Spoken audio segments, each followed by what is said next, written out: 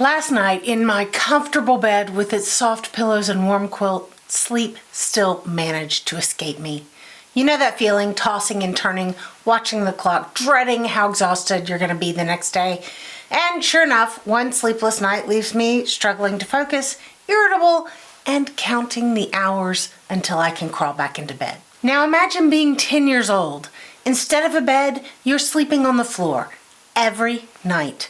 No mattress, no pillow, no cozy quilt. Just the hard floor between you and another day of math tests and playground politics and just trying to stay awake in class. In our community, every community, right now, there are children facing exactly that reality. But there's hope. And it comes in the form of dedicated volunteers with power tools and big hearts. Recently, I spoke with Steve Gilda, a chapter president from Sleep in Heavenly Peace, an organization that's tackling childhood bed scarcity one bunk bed at a time. Their mission is simple but powerful. No kid sleeps on the floor in our town. Let's learn how they're making that happen and how we as quilters and community members can help. Hi, today I am sitting down with Steve Gilda, who is the chapter president of the Austin Sleep in Heavenly Peace organization. It's an organization that transforms our communities by ensuring that every child has a safe, comfortable place to sleep. It's an amazing endeavor, and I'm going to let Steve tell you all about it. Thank you, Steve, for sitting with me today. Thank you, Amy. I appreciate you inviting me to the show. Sleep in Heavenly Peace is a nonprofit 501c3 organization that has one mission, and that's that we say that no kid sleeps on the floor in our town, and we really mean that. And it's a charity. It's a nonprofit organization that 5 years ago I didn't know existed. I got involved through a friend of mine and started finding out what was going on. And in 2019, when we started building beds here in the Austin area. I think that year we built and delivered about 100 beds. And at that time, we probably had, maybe about 500, 600 applications where kids were waiting. Oh, my goodness. Today, tomorrow, actually, we will deliver 500 beds this year. So, and we couldn't do that without the help of our community. But here's the sad reality. As of last night, there were over 3,700 kids that had families that had applied, and kids are still be sleeping on the floor tonight. Oh my goodness! So it's a need that's going to always be there, but yet it's something that we take for granted. And I'm grateful that a gentleman by the name of Luke Mickelson started this organization in Idaho in 2012, and he had a goal, and it was around Christmas time. His kids, like many young kids, are wondering what they're going to get, and he says, "No. It's not about what we're going to get. It's about what we're going to give." Yes. He goes, "Come out to my workshop. We're going to start building some bunk beds for kids who are sleeping on the floor in their town." And in that year, in 2012, they ended up delivering 36 beds that first year. As a result of through the support of Mike Rowe, I don't know if you guys know the TV person from Dirty Jobs. He had a television program in 2019 called Returning the Favor. And he found out about Luke Mickelson and the work that he was doing in Idaho and came in and surprised him. And it has just kind of taken off from there. This year, by the December of 2024, we hope to deliver 75,000 beds this year alone. Is that just in the United States? Yeah, just United States. 75,000 children. Yeah. With that many, they'll get a brand new triple bed that year. Many waiting. Oh, yeah. That's amazing. That's amazing and heartbreaking all at the same time. It is. What can we do to help? How can we make? The quilting community is so critically important to us. Critically important because of the love that you guys put into these quilts. It just lifts those children even higher. You can see some of the pictures that we have kind of here on my background. And, these are children that they're just thrilled they're getting their first bed. And, when we give them a quilt, and tomorrow we'll deliver 78 brand new beds tomorrow. And the quilting community here from South Austin gave us 12 new quilts. 78 of those kids are not only going to get a comforter and sheets and a blanket and a brand new bed, but they're going to get a special quilt just made for them. Oh, And wow. we're just so overwhelmed by the quilting community. My wife takes great pride because we know the age of the children, and we know whether it's a male or a female. And so my wife takes great pride in trying to align, hey, here's a yellow one that might be ideal for a little boy that is 6 years old. Here's a Oh, pink one yes. with ribbons on it that may be ideal for a girl that's 8 years old. And so she tries really hard to kind of say, hey, this will be a real special one for this child. Oh, that's So, a beautiful mission. yeah. So we need your Okay. help. All right. And I know that on your website, all of the information about sizes and materials and whatnot is linked. So I will link all of that below and all of the relevant information about where to send this and how to find a chapter in your community. But Yes. I want to ask, is there a subset of the children, a demographic that is underserved? Like, do you have like a wealth of quilts that you get for like teenage girls and little children, but is there an area that might be underserved?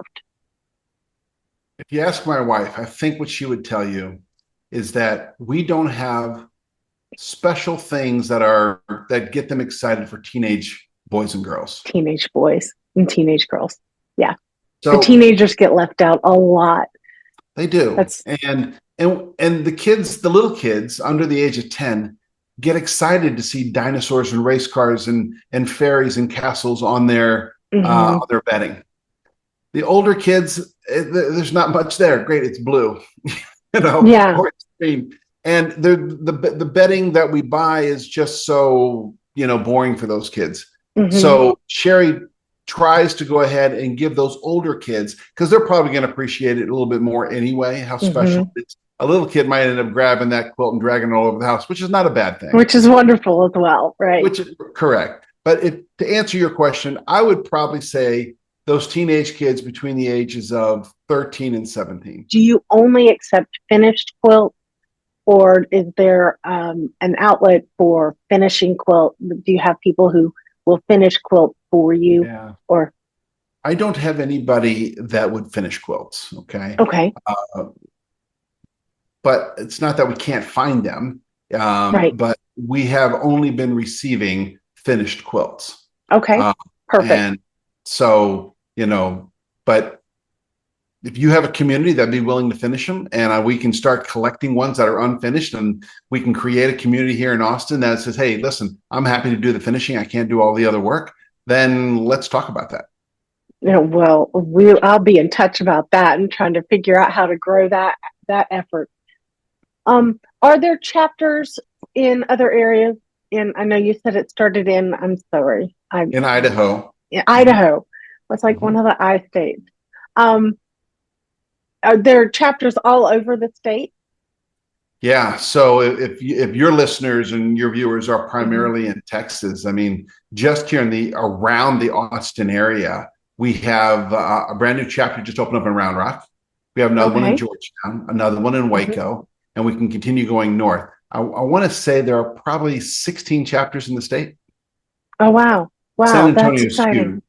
Yeah, San Antonio actually delivers, I want to say, 500 beds a month. Oh my goodness. Yeah. That's amazing. They have 10 to 12 sub chapters around the San Antonio community. So if you're That's a quilter down amazing. in And San Antonio, reach out to them. okay. All right. So I will link all of the information about how to find a chapter in your area and what you can do to get involved. Now, is there involvement? I know you said you have a build on Saturday, December, what is 14th. How do people who maybe aren't quilters but are handy or are willing to work, what is there for them to do on a build day or in other areas that maybe aren't quilters? Yeah. First of all, let me just let you know that anybody who wants to donate a thing, donate time, donate quilt, they can just go to the shp.org site, and it says volunteer. Click here to Oh, volunteer. wonderful. It's real Wonderful. simple.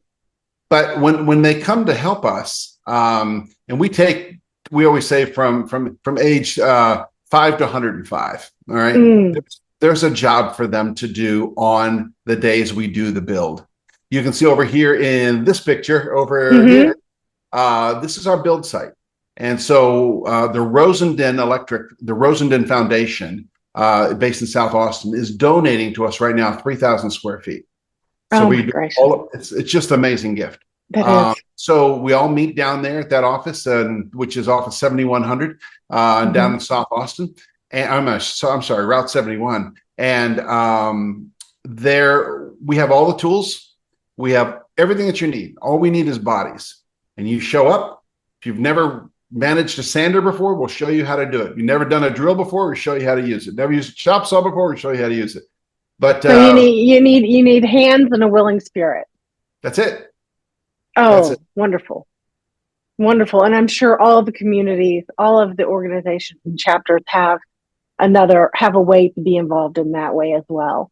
Same thing. I mean, it's a cookie cutter approach. We learn how to do it at our corporate headquarters, and they send us all to chapter school, and we simply just run every chapter the exact same way. So yes. Well, thank you. Thank you so much, Steve, for sitting down with me today and letting us know another way that we, through our quilting and through our community, can serve this underserved need that people don't think about. I know I had never thought about it because, it's not my day to day. And then when you say, San Antonio delivers 500 beds a month, that there are 500 children without a secure place to sleep every month it's astounding. So thank you so much. And I think it's important for you listeners to know, if I could say one other thing, we're not just giving these kids a bed. What we're doing is we're actually giving them a better time to be a better son, a better daughter, a better student, a better classmate, a better athlete, because we all know the impact of a good night's sleep. Yes, we're giving them a bed, but we're giving them so much more than that. So we'd love to have your help. And if you work for a company that is looking for a philanthropic or a community day for their employees, please have them reach out to us. Okay. Oh, yes. We have been blessed by ARA, the Austin Radiology Associates, CMG Home Loans, UPS, my goodness, Q2 software. There has been dozens and dozens of companies here in the Austin area that says, hey, we've got people, we can write a check. How can we help? So please, if you work for a company, we'd love to have you. Or to organize a build day with you guys, or with a chapter in their area. That would be fantastic. Absolutely. All right. Oh, Steve, thank you so much for making us aware that this is a need and letting us know what we can do. And like I say, I'll have all the information linked below, and we can all get involved and help these children on their way to a better life for themselves. You warm my heart, Amy. Thank you for this. Oh, thank you so much, Steve. So much thanks to Steve and all the volunteers making this magic happen. For all my fellow quilters watching, this is a meaningful use of our skills to make a difference. Every quilt we make can help turn a simple bed into a warm, welcoming, safe haven for a child. I'll put links below to help you find your local Sleep in Heavenly Peace chapter. Consider bringing this mission to your next guild meeting or quilting bee, because together we can really create something truly special. If you're watching this and you don't quilt, there are so many ways to get involved. Whether it's volunteering at a build day, making a donation, or simply spreading the word. Every action helps ensure that fewer children sleep on the floor in all our communities. One of the greatest gifts of having this YouTube platform is getting to shine a light on amazing people doing extraordinary things in our communities. But the light grows brighter with each person, each one of us who joins in, shares these stories, and takes action. We're not just watching the stories, We're part of them. Thank you for watching and helping spread the word that every child deserves a safe, comfortable place to lay their head at night, and we make that happen together. I hope you keep creating, I hope you keep caring, and I hope you keep making a difference. But most of all, I hope you never forget that you make the world more beautiful just by being in it. I'm Amy, and I'll see you next time.